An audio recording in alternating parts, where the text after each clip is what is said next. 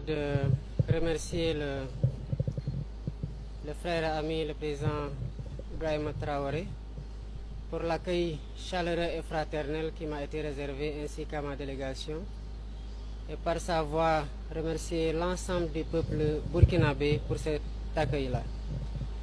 C'est une visite placée sous le signe de l'amitié, de la fraternité, mais c'est aussi une visite de travail que je suis venu effectuer. Je suis venu aussi dire merci au président Traoré et au peuple burkinabé pour avoir dépêché une délégation à Dakar lors de ma prestation de serment. Et ça a été un honneur fait à moi et à l'ensemble du peuple sénégalais en cette occasion solennelle. Mais je suis surtout venu lui réaffirmer mon engagement et l'engagement du Sénégal aux côtés du peuple frère de Burkina Faso et l'inviter pour qu'ensemble nous puissions travailler à raffermir les relations entre les deux pays sur le plan commercial, sur le plan des échanges, sur le plan de l'intégration et de la circulation possible entre les deux pays à travers aussi l'étape malienne pour une meilleure circulation des biens et des personnes dans le sens d'une réalisation de l'intégration africaine qui nous tient beaucoup à cœur. Mais je suis venu aussi lui dire toute ma solidarité et ma fraternité avec le peuple burkinabé frère dans la période difficile qu'il traverse, mais lui dire aussi mon admiration pour la vaillance de ce peuple-là, sa combativité et sa résilience. Et je sais que la dignité et l'honneur dont ils ont fait preuve, je veux dire les Burkinabés avec son leadership, permettra très rapidement, avec la solidarité agissante des pays comme le Sénégal et d'autres pays africains, de triompher et de faire face aux défis qui retardent quelque peu le décollage de tous les pays africains, notamment dans le Sahel. Nous avons des défis communs, c'est aujourd'hui le défi sécuritaire qui est le plus prégnant, le défi de la migration irrégulière, les défis de la lutte contre les trafics d'êtres humains et le trafic de substances illicites, et ce n'est que dans la concertation, les échanges de renseignements, les opérations conjointes qu'on réussira ensemble à prendre le dessus sur ces fléaux des temps modernes qui gangrènent aujourd'hui beaucoup de pays et qui retardent, comme je l'ai dit tantôt, le décollage de ces pays-là. Je repartirai du Burkina Faso très réconforté de l'ouverture d'esprit et de la disponibilité du président Ibrahim Traoré, mais surtout de sa disponibilité à renforcer avec nous l'axe Dakar-Ouaga pour développer davantage les échanges et la coopération. Nous avons aussi abordé le sujet de la CEDEAO, comme je l'ai fait dans les pays que j'ai visités jusqu'ici. Et je comprends aujourd'hui que les positions soient quelque peu figées, mais je perçois dans chacune de ces positions-là, ou les tenants de ces positions, une fenêtre d'ouverture qui peut permettre de nouer un fil, si tenu soit-il, du dialogue. J'ai toujours l'habitude de dire, on le constate aujourd'hui au niveau de la CEDEAO, que les portes du dialogue sont certes fermées, mais qu'il ne nous faut pas non plus fermer les fenêtres et tirer les rideaux, qu'il faut laisser des espaces pour nous aider, nous disputer s'il le faut, mais vider ce qui est en nous, mais surtout pour permettre à des pays qui sont un peu plus éloignés sur le plan physique des théâtres d'opération liés à l'insécurité, de comprendre ce que les pays qui le vivent directement sur le terrain sont en train de vivre et d'avoir plus de compassion, de se sentir davantage concernés, parce que le fléau, il y a toujours une zone de démarrage, mais quand on voit aujourd'hui l'expansion, on sait qu'aucun pays n'est épargné, ni directement ni indirectement, et c'est pour ça aussi que je profite de ces visites d'amitié et de travail qui sont particulièrement centrées sur la coopération bilatérale. Mais j'en profite pour adresser ces questions-là et dire ma disponibilité à continuer à travailler de part et d'autre pour qu'il y ait des plages de convergence qui nous permettent quand même de discuter de ce qui ne marche pas et de voir comment changer ce qui ne marche pas, parce que nous avons la responsabilité historique et l'héritage de nos pères fondateurs par rapport à cet ensemble-là pour nous battre au sein de la CEDEAO et ensemble pour que la CEDEAO reste ce qu'elle n'aurait jamais dû cesser d'être, à savoir un organe d'intégration qui a été cité en exemple, que nous devons pérenniser, que nous devons renforcer et que nous devons protéger contre toutes les velléités qui vont dans le sens de détourner la CEDEAO de son objectif d'intégration africaine et de ce qui est sa nature, à savoir la CEDEAO des peuples, et qu'elle continue à être cela et qu'elle continue surtout à être un cadre où nous allons adresser ensemble les défis communs que j'ai cités tantôt.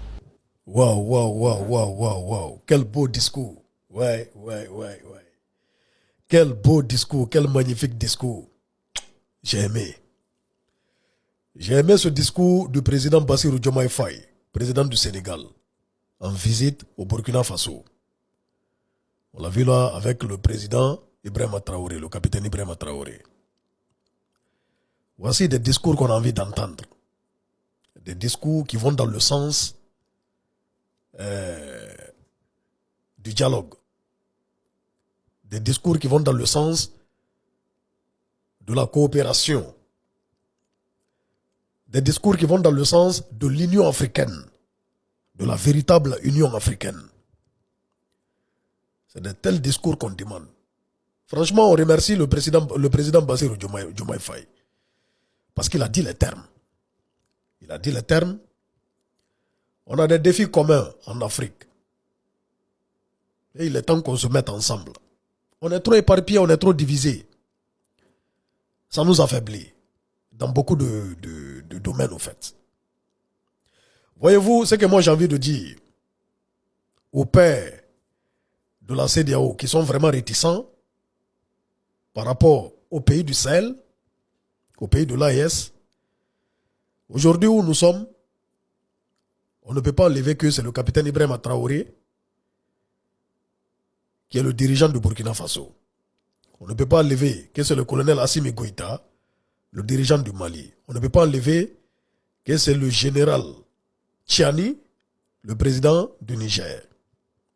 Et aujourd'hui, on ne peut pas enlever que c'est le général Mamadi Doumbouya, le dirigeant de la Guinée, même si la Guinée n'est pas dans le même cas que ces pays du Sahel. Mais on a tous des militaires qui sont à la tête de ces pays. Et aujourd'hui, heureusement, la CEDEAO a levé toutes les sanctions contre ces pays. Mais on voit la division est là. D'où la création de l'AES. C'est parce qu'il y a eu division. Voilà. Et il est temps de remédier à tout ça. Il est temps de se remettre ensemble.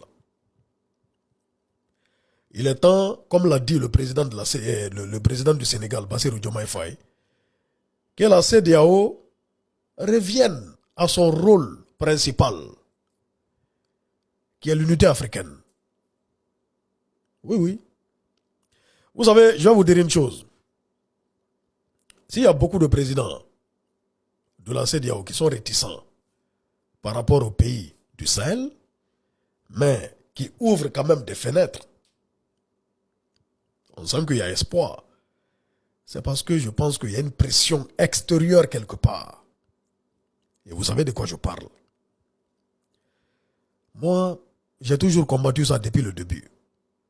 C'est cette pression extérieure, c'est-à-dire qui vient s'infiltrer, qui s'invite dans les affaires africaines, qui divisent les Africains pour mieux régner. Comme au temps jadis, c'est ce qu'il faut combattre. Et que les Africains se retrouvent autour d'une même table, discutent.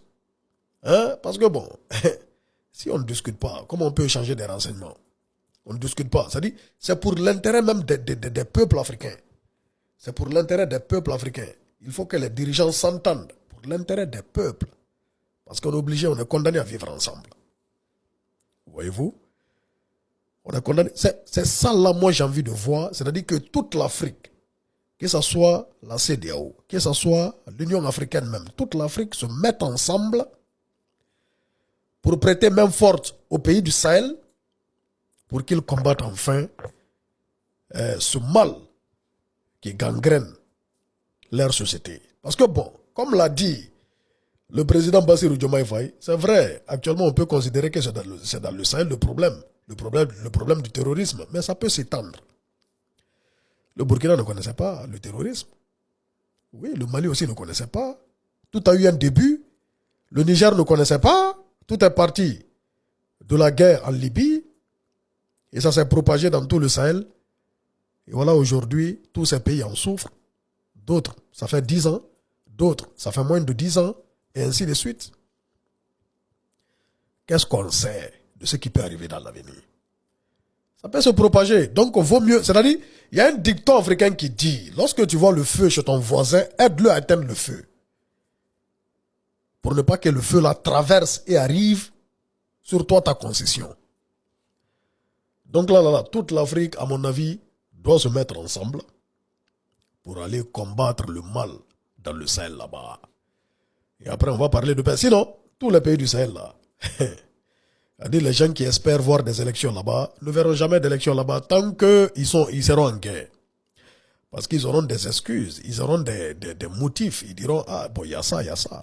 On n'est pas en paix, il n'y a pas la paix, il y a la guerre. Donc on est concentré sur la guerre d'abord, avant de parler de quoi que ce soit. Voyez-vous?